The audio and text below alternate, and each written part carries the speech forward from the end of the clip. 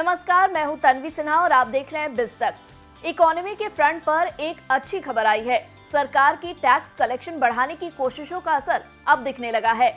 वित्त मंत्रालय ने डायरेक्ट टैक्स कलेक्शंस के प्रोविजनल आंकड़े जारी किए हैं, जिसमें टैक्स कलेक्शन में शानदार तेजी देखी जा रही है।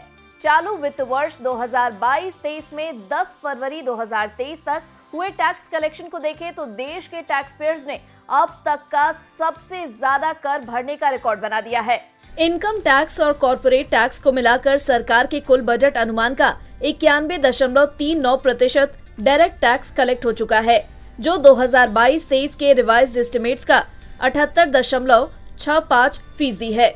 वित्त मंत्रालय ने शनिवार को जानकारी दी कि इस साल 10 फरवरी तक उसका डायरेक्ट टैक्स कलेक्शन पिछले साल की इसी अवधि की तुलना में 24.09% बढ़ा है और बढ़कर 15.67 लाख करोड़ रुपए हो गया है। वित्त मंत्रालय के अधीन कार्यरत central board of direct taxes ने कहा कि वित्त वर्ष 2022-23 में टैक्स पेयर्स को रिफंड जारी किए जाने के बाद direct tax collection 12.98 lakh crore रुपए रहा है, जो बीते वित्त वर्ष की इसी अवधि के मुकाबले 18.40% ज्यादा है।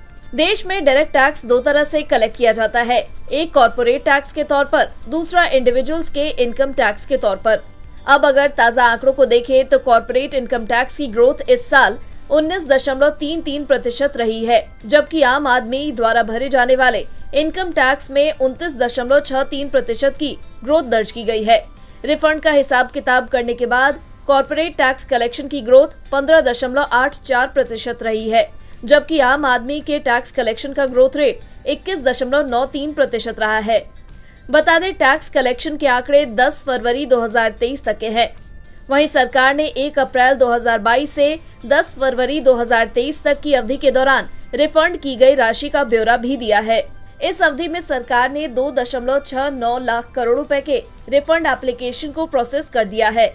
ये इससे पिछले साल की इसी अवधि के मुकाबले 61.58% अधिक है। ऐसे ही बिजनेस जगत की खबरों से अपडेटेड रहने के लिए बने रहे हमारे साथ और देखते रहे बिज़ तक।